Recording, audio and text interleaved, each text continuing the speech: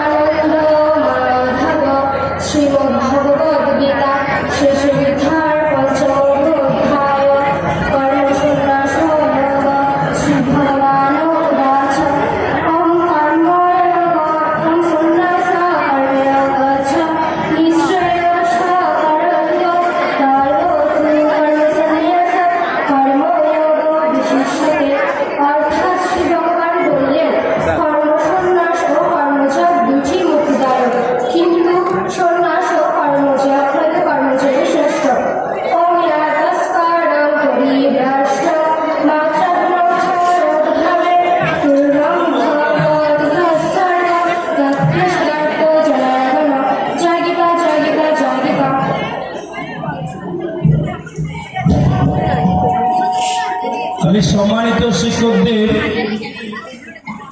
মঞ্চের বাম পাশে আসার জন্য অনুরোধ জানাচ্ছি পুষ্পস্তবক প্রদান করার জন্য। সম্মানিত সকল শিক্ষকগণ।